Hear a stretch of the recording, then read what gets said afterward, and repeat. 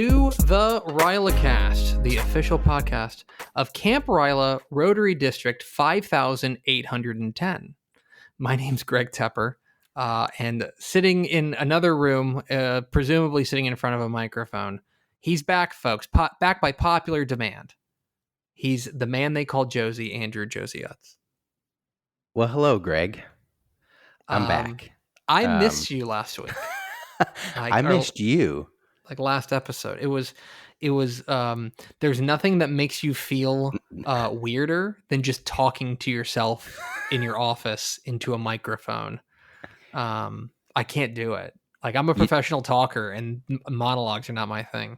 You did a great job. I did actually listen to that episode because I wasn't sure what you said about me, to be completely honest.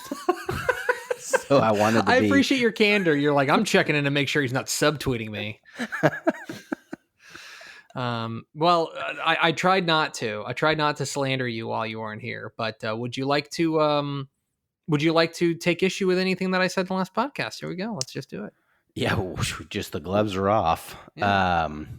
No, I did. Well, yes, I do have an issue. Ooh. The antiquated way of telling people about how to listen to the podcast rolled off your tongue a little bit too quickly, if I'm being totally honest. I gotta be honest. It felt bad. It really did feel like saying somebody else's line, like in a play. You know what I mean? It's like, no, wait, I'm not supposed to, or like singing the wrong like part of a song. It felt like, this is not mine. Like, I don't know what I'm doing here. I'm glad you're back, if only for that reason. Because thank you. Because that's a real skill that I do not have. But I'm glad you're back, buddy. This is the RYLAcast, the official podcast, Camp RYLA, Rotary District 5810. We do thank you for spending a little bit of your day with us. Coming up here in just a little bit, we're going to talk with our friend. Well, she's your friend. I don't know if she'd claim me as a friend, but she's definitely your friend. That's not true. Jessica, like the audience's friend? Yeah, the audience's friend. I would say everyone's friend. Everyone's friend. Jessica Mays will join us. We will talk to her about whether or not she's going to talk her fiance into taking her name, and other RYLA adjacent things coming up here in just a little bit. But first, Josey, because you took the week off, sunning yourself. Yes. I presume that's what you were doing. I very didn't tan. Very tan. Because of that, your penance here is that you've got the big segment. And so here with the big segment of the RYLAcast is Josey. Well, thank you, Greg. Yes, the big segment. I'm going to talk about a couple things. I'm going to lead off with a book called The Power of Bad. The Power of Bad, like B-A-D? Like B-A-D. The Michael Jackson's album? It's like the Michael Jackson album, yes, but actually has nothing to do with Michael Jackson, unfortunately.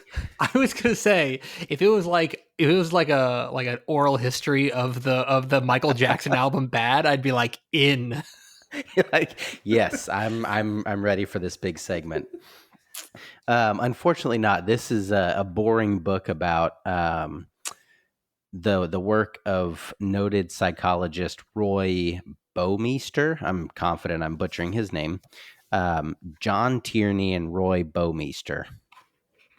And I highly recommend the book or audiobook, but basically it talks about how negativity controls our lives, and how it's more negativity is popular in that it's kind of what our brains gravitate towards. And I just thought it was interesting. One of the points in the book is it takes 4 positive thoughts or positive things to offset a negative thought. Mm-hmm. So 4 negative thoughts are 4 times as powerful as a positive thought, which is just something to think about. And that's the big segment. No, I'm just... No, I think that is an interesting kind of bit of what's the word I'm looking for? Algebra, right? Right. You know, I think that's and it makes sense though. It makes sense because like I can remember like in my line of work, I can remember the things that people said that were negative about my work much more vividly than I can remember the positive things. Exactly. And that's what the book talks about is, good things happen all the time, but are just not as remembered or as noticeable, which actually brings me to my second point, and it's a good little segue, Craig. Chimpanzee riding on a Segway. Now that's stuck in my head forever. The imposter syndrome. Are you familiar with that? I am. Yes. So let me quiz you here for a moment. And for those listening, imposter syndrome is basically where you feel like a fraud and like you're an imposter living your own life. And I got to thinking. So I know we're going to talk to Jessica here in a minute in camper year of 2015. Do you remember, Greg, all the jobs you've had after college? Yeah, I do. I remember all the jobs I've had after college. Is it more than one? It is more than one. I have had more than one job after college, although I've worked at the same place for now 11 years. Okay. But I'm Maybe, old, so that doesn't count. maybe this is selfish of me because I got to thinking about all the jobs I've had after college. Mm-hmm. And for those who are unfamiliar, I am currently a railroad designer, for lack of a better term. Yeah, you're a bona fide certified choo-choo man. Bona fide certified choo-choo man. And I'm kind of talking about this imposter syndrome from a selfish standpoint, but I think it's beneficial to, well, if I can get more selfish, it would have been helpful for me earlier in my career to know that someone else kind of feels or has felt the same way that I felt after college. I needed a job, and my dad was a safety consultant for trucking companies. Okay. And the cool thing about not having a job after college is you need to live somewhere. And Yep. you need money to live somewhere, hypothetically. And my parents were like, hey, you can come live at home. And my dad said, you're not living at home for free. You can work for me. I was like, great. Every kid's dream.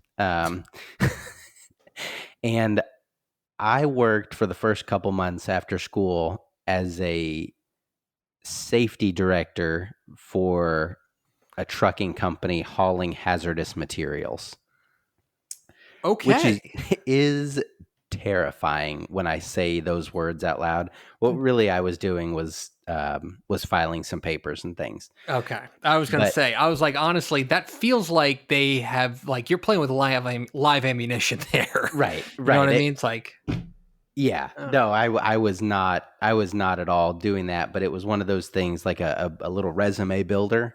But it really, I drove down to Houston every Sunday, worked in Houston for 5 days, and then drove back, which allowed me a lot of time to think about myself and how my engineering degree got me nowhere closer to engineering those first few months out of college. And I really thought, like, what am I doing? But it allowed me to really get a peek into the real world. And the real world is just full of people. So this imposter syndrome. That is a fact. It is, in fact, full of people. Lots of them. A fact. Lots of people also feeling like frauds, if I'm being honest. Yes. So just a few thoughts from personal experience about how to face those imposter feelings. I highly recommend just throwing yourself out of your comfort zone, which kind of allows you to free fall for a little bit. until you kind of get your feet on the ground and start moving forward with what you know you can do. And that's kind of recognize your expertise. And, if you're starting out in a career or just changing careers, I know, Justin, man of many Mm-hmm. talents, has a couple irons in the fire, and it was really eye-opening to hear his podcast. But if you recognize your expertise and really hone what you do well, then that allows you to seek feedback from your mentors. And really, that's the point that I personally felt like I was moving forward as opposed to just falling or standing still. And as long as you remember what you do well, as you move forward and ask questions and turn into this sponge, soaking up all of this information from whatever experience you're having, then you're going to realize pretty quickly that nobody's perfect and everybody's just kind of trying their best out here. Mm-hmm. And that really allows you to change your thinking from an imposter syndrome to, hey, I'm doing my job really well, whatever this. If you don't know what your job description is, that's where that find a mentor and talk to a mentor comes in. But I just thought that that this big segment really was ripe for this. Do you feel like a fraud? And I'm going to talk directly to that person that feels like a fraud today. This is like yeah, that's like it's like an infomercial. It's like, do you feel like a fraud? Yeah, I think that you're spot on. And I wrote down, as you were talking, I wrote down a few different things. One of them was that there are nobody, when you are looking at other people's paths, they all look like straight lines. Like all of them. They all look like, man, like that guy who's the CEO of the company, like he just went straight there. He's a 35-year-old CEO of a company. Like, geez, he's got the corner office. Like, geez, like, and look at me. I promise you, everyone's path is like zigzags and going the wrong way and like asking for directions and things like that. Like, nobody has a straight path, whether it's in your career, whether it's in your personal life, whether it's just in your personal development. Nobody has a straight path. You mentioned it, but there are a lot of people out there who feel like frauds that are putting on a front. Like most people. Like I hate like let me just give away the game of being an adult, because I know we have some young listeners here. Hi, how are you? Let me just give away the game. Rounding up, everyone is faking it. Everyone. Like if you just round up, like that is there's just a lot of people who are just trying their best, putting their head down. My dad taught me a long time ago that if you just act like you know what you're doing, that is almost as good as knowing what you're doing. Yes. That is tremendous advice. It just honestly just say so my line of work, here's a perfect example. So football is about to get going. And so like I have to read highlights on the air sometimes. And there will be names on the what they call the shot sheet, which is the basically whatever, like the written out words of what's going to happen in the highlight that you have to read. Yeah, we're not making that up, by the way. That's written for us. And there will be names that I have no idea what they are, but like if you want to know how you do it, you just say it quickly and confidently. That's what you do. You just go, oh, that's a great tackle by Halapoulivaati Vaitai. That's really impressive. You just say it. Yeah. But there's a lot more people like that than I promise you than you think there are. You think that's the worst part of imposter syndrome is you think you're the only person with it, but like everyone has it.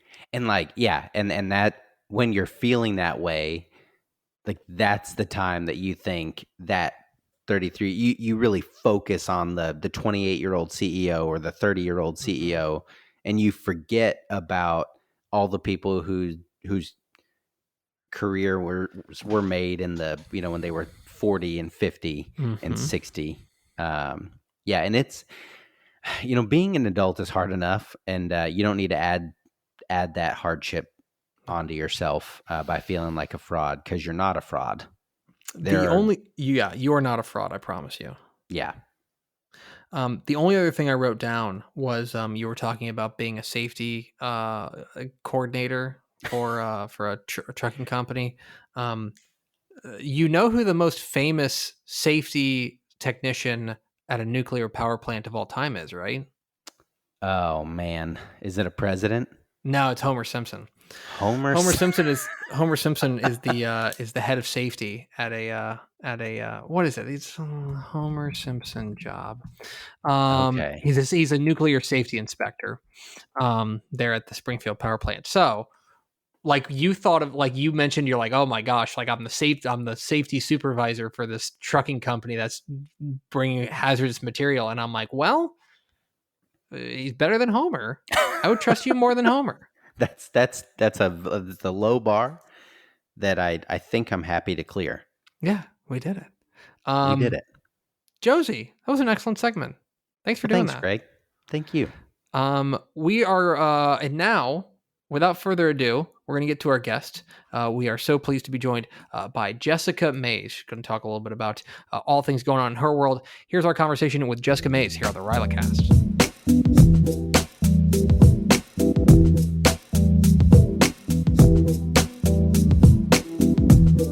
Oh, Josey. Oh, Greg. We here at the RYLACast, we're very discerning about our guests. We sift through thousands upon thousands of applicants to be guests on the RYLACast. So it's a real treat to be able to be joined by a tough book. This was a tough book for us. Oh, yeah. We had to go through her agents, but we finally got through the right representation. We are joined now by our friend Jessica Mays. Hi, Jessica. Hello, I'm happy to be here. This is like also one of your last interviews as Jessica Mays. It is. Well, yeah. 14 months. Well, I guess, well, we can start there. So you are engaged. You got engaged at camp. I am. I'm engaged to a fellow RYLArian. And congratulations. Yes, he proposed. Thank you.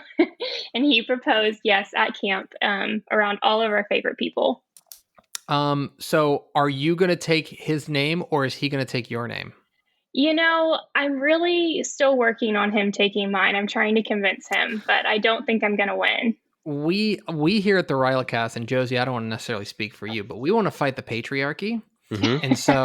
And so I think it'd be really progressive if Tanner became Tanner Mays. I think it would too. And let's be honest, like Logsdon versus Mays is just so much easier. Yeah. And if this could speak to Tanner's, I can just feel his eyes rolling. Tanner Mays, I believe, is already like a bona fide football name, like Coach Mays, you know? Yeah. That just rolls off the tongue a lot easier. Yeah, it's a good coach I agree. name. Yeah, it is. Well, that's all we wanted to talk to you about. No, I'm kidding. Okay, Jessica, we will start this interview the way that we start most of these interviews by asking you, can you tell the folks at home your RYLA story? Yeah.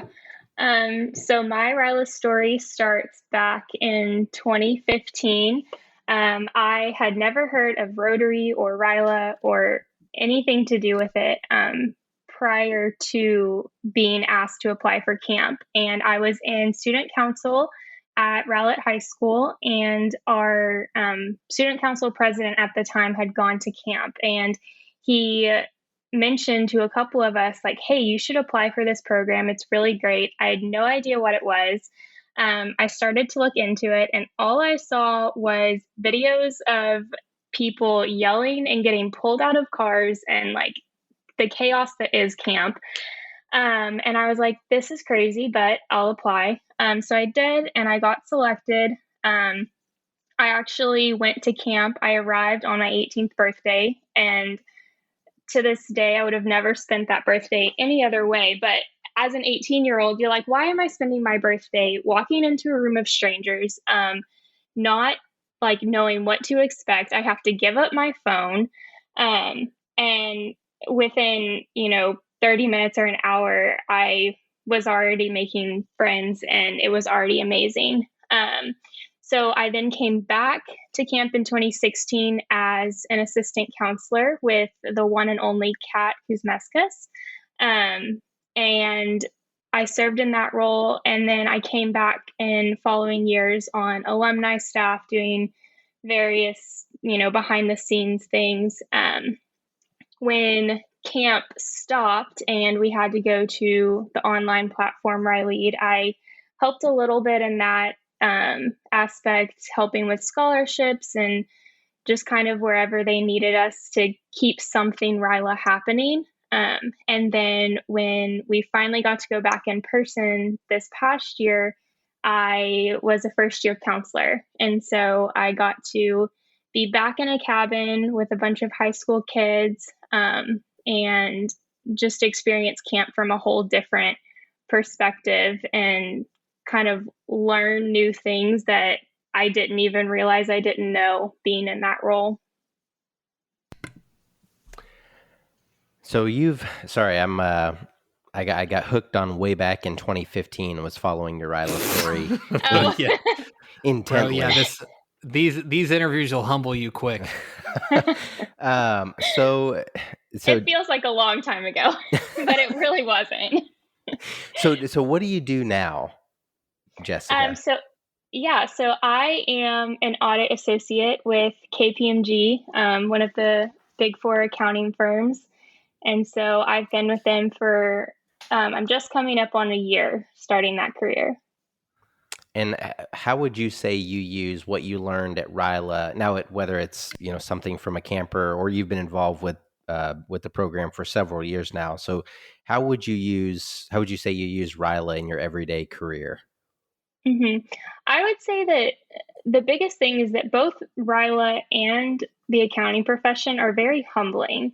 So I'm not sure how familiar most people are with the accounting profession, but the best way I would describe it is our career is very stair step. And so just when you start to kind of get the hang of things, you either get promoted to the next level or you get moved on to a new client.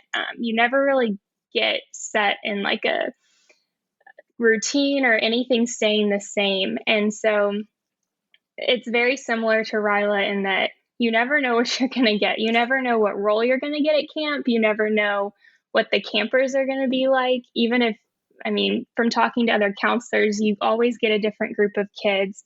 And so it's very humbling, and it makes you realize that even when things are really confusing and chaotic, I think it's kind of helped me know that I can still do it. And with that, RYLA has taught me that you should never be afraid to ask other people for advice, for help, for guidance. Everyone at RYLA is always so willing to jump in and give you that. And it can be really scary to take that into the real world and ask for that advice, like in your job.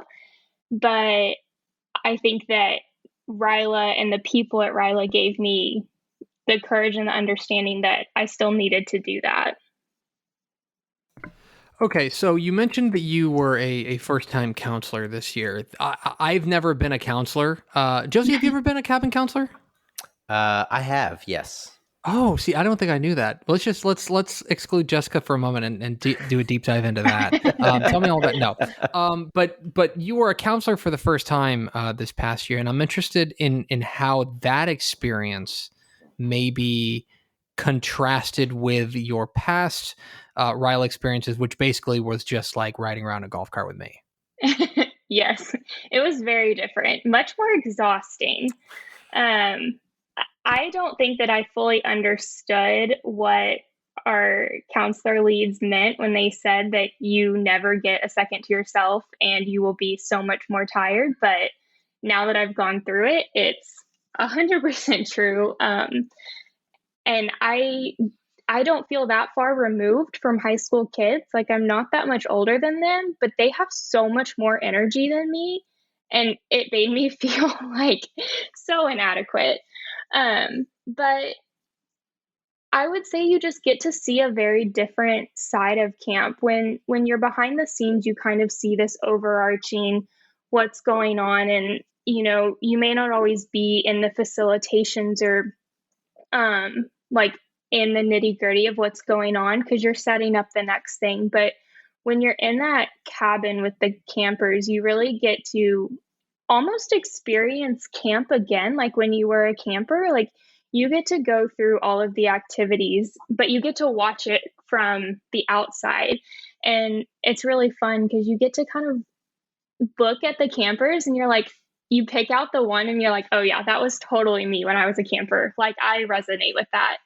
And you also get to build much more personal relationships with the campers. And so getting to spend those like late nights having debriefs with them, or the camper that comes and wants to talk to you at the end of the night and, talk about something totally trivial or go into some deep conversation, you get to understand them a little bit more.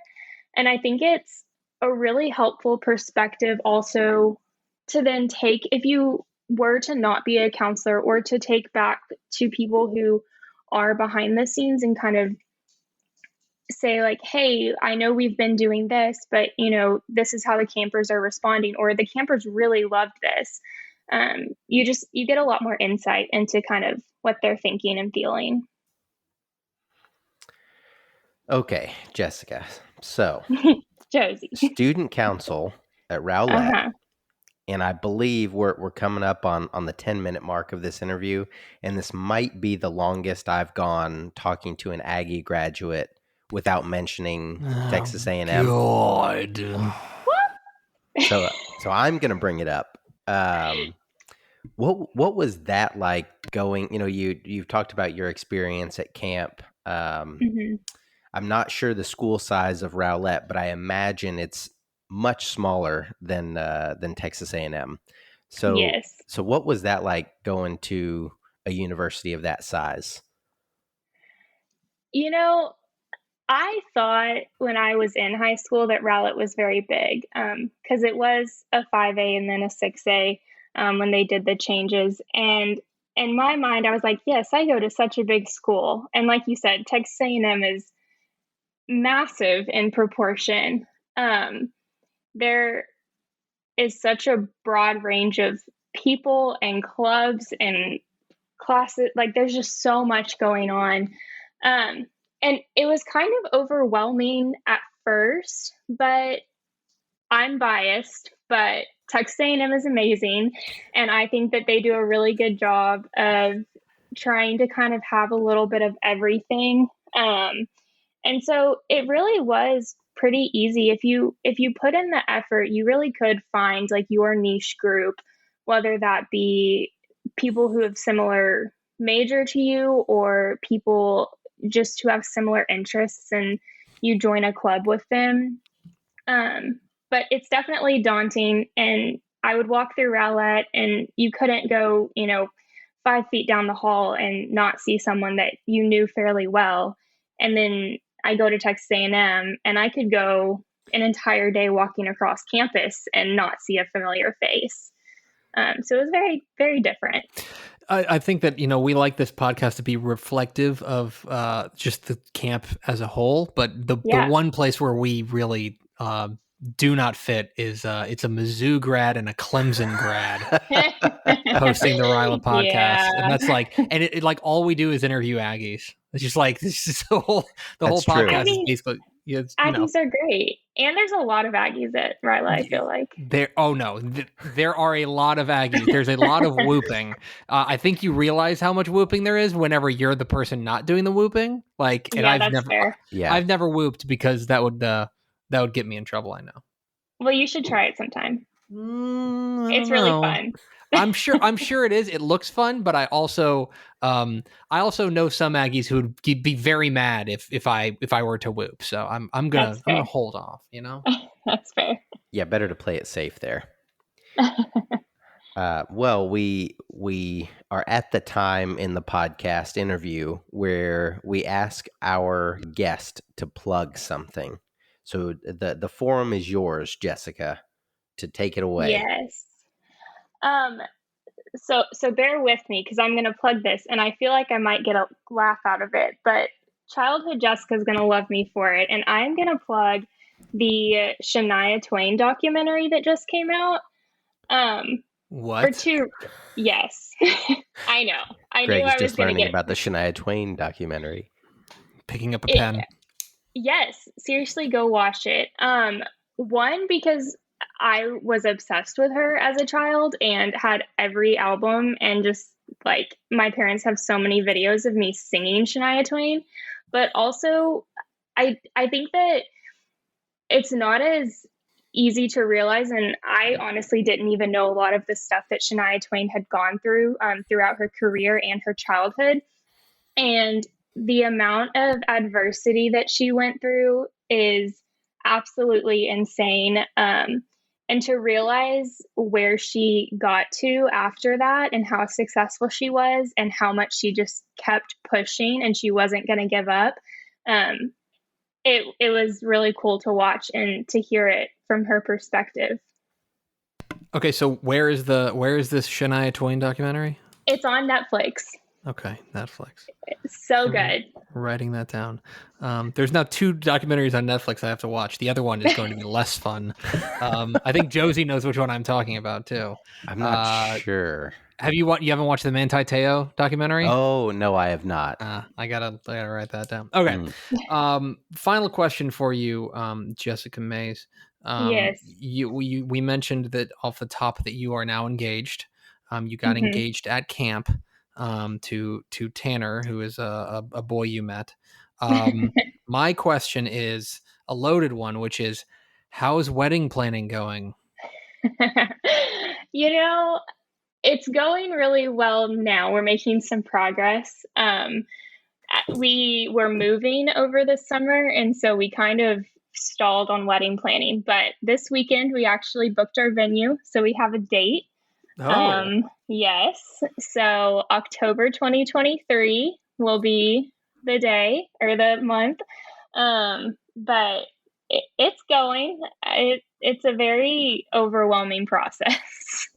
But you know what? I feel like you can take some of the lessons that you took from RYLA and apply them to this large project, right? Probably, See, look at that. I'm sure that I could. Maybe I need to put myself together a binder too. That might be helpful. So I'm interested because it's actually pretty rare that I get to talk to 2 people simultaneously who are both, either married or soon to be married to RYLArians themselves, but they're not married to one another. Like that's what we're dealing with here. So, would you recommend being engaged to a RYLArian, to a friend? 12 out of 10. Okay, all right. Josey, do you want to follow up on that? Yeah, I mean, no notes. Perfect execution. 12 out of 10. Josey, I'm trying to earn you some brownie points here, dude. Like, let me help you. I need all the brownie points I can get. But no, highly recommend marrying a RYLArian. Okay. Jessica Mays, our guest here on the RYLACast. Jessica, we so appreciate your time. Thank you for spending a little bit of your evening with us, and best of luck with wedding planning and with the infancy and the growth of your rapid rise of your career. Thank you. Thanks for having me.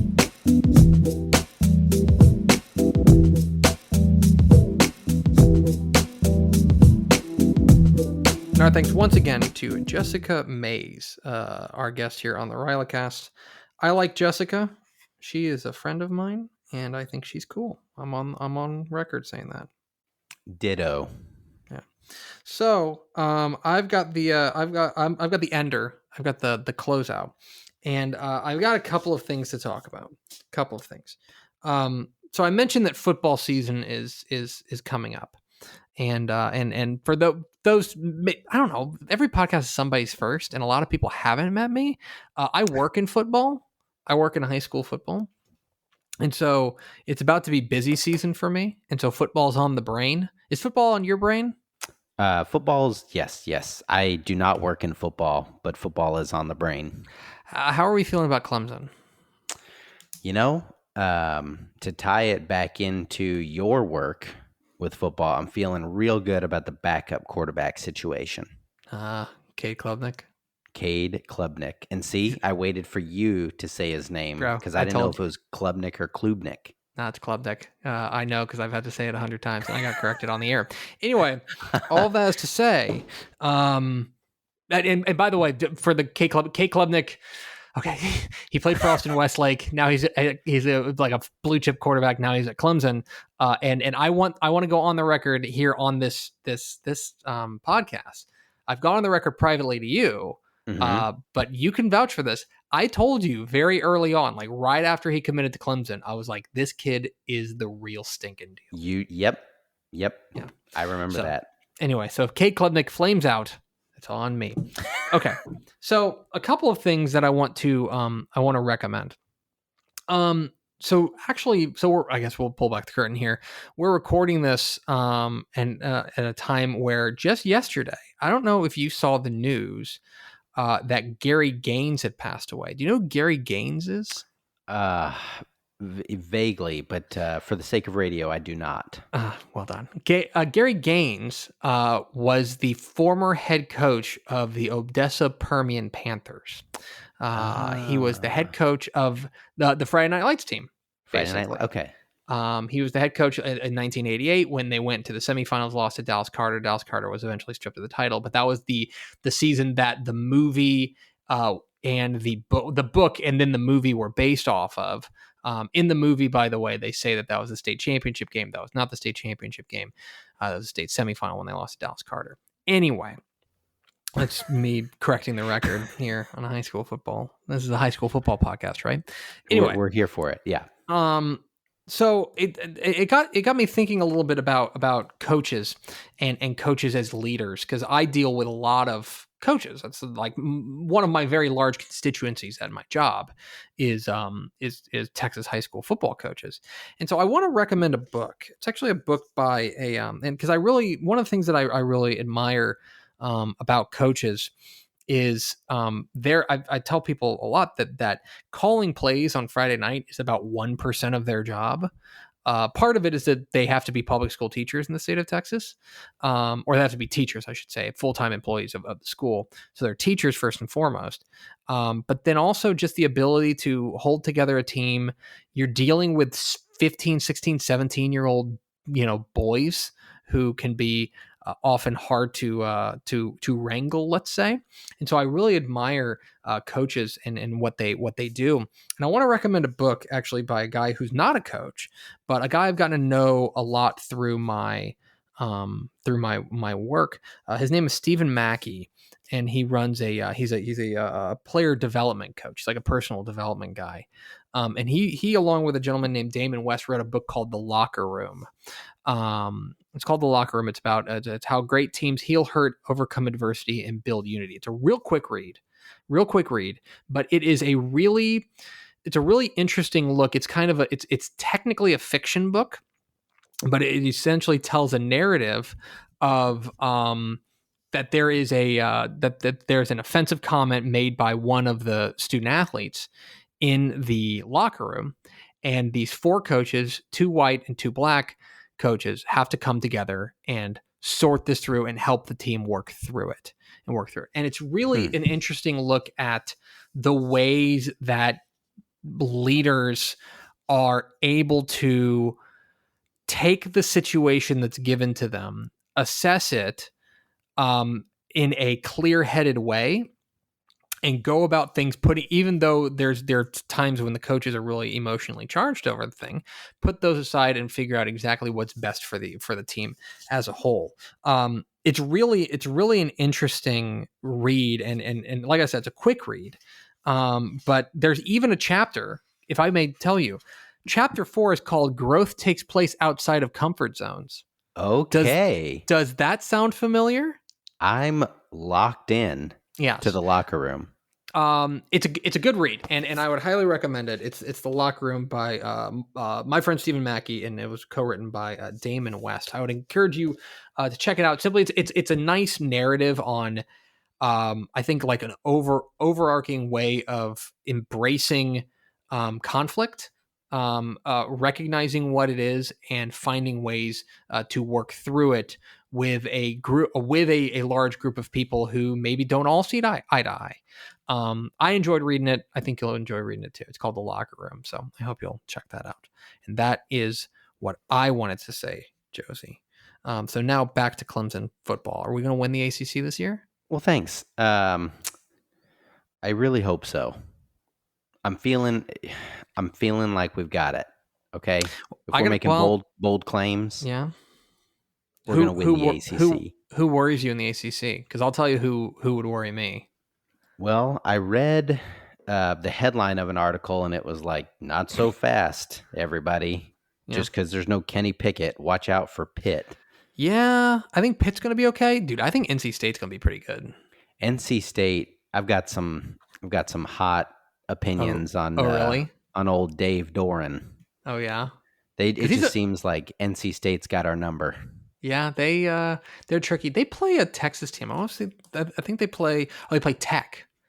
They play Tech this year. That's why I know NC State's going to be pretty good.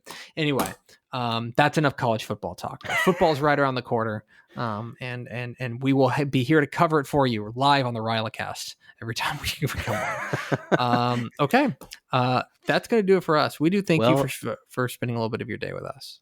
Quickly, can I call for the ball? Can I interrupt you? We go live to Josey Utz. Thank you. We are approaching that time of year where North Texas Giving Day is rapidly approaching. Yes. This year, September 22nd. And if I can just do a little plug, you've heard from Greg that this is the official podcast of Rotary District 5810. And there's a foundation, the RYLA 5810 Foundation, or RYLA Foundation, whichever. We're the only RYLA, I believe, in North Texas Giving Day this year. And if you are feeling in a giving mood, we would appreciate your dollars. Any help, any amount helps. Camp is funded solely from the generosity of the Rotary clubs in District 5810. But subsequent programs, whether that be Day 7, Winter Summit, yearly programs throughout the district and throughout the year, that comes out of the foundation's pocket. All donations are tax deductible. And for those unfamiliar with North Texas Giving Day, there's thousands of charities that sign up. And it's, I believe, the single largest day of giving in the area. Every year. That sounds right. Yeah. So yeah, that's my plug. If I could also say, while we're plugging ways to support RYLA, yes. If you buy things on Amazon, you're familiar with this, right?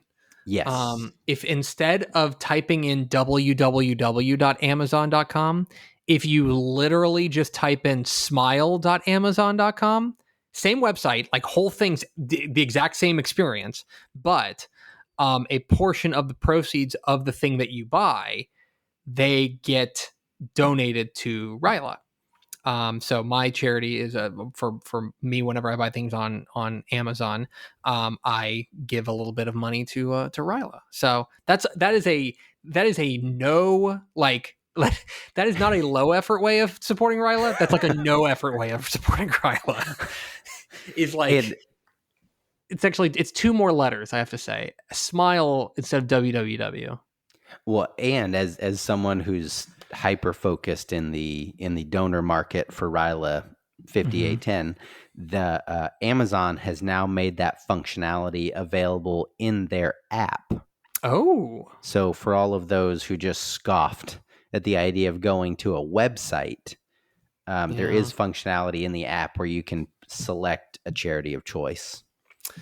So that's an easy way to help out camp. But yes, North Texas Giving Day is coming up on September 20. What now? 22nd. September 22nd. So mark your calendar right now. Get your Palm Pilot out. Put that in your Palm Pilot. Okay, now can I do the outro? Now you can do the outro. Okay. Thanks for spending a little bit of your day with us here on the RYLAcast. We hope that you will rate, subscribe to this podcast, rate it, give it like 5 stars, comment about it on the podcast vendor of your choice, and do tell a friend. And here with an antiquated way of telling a friend about the RYLACast is Josey.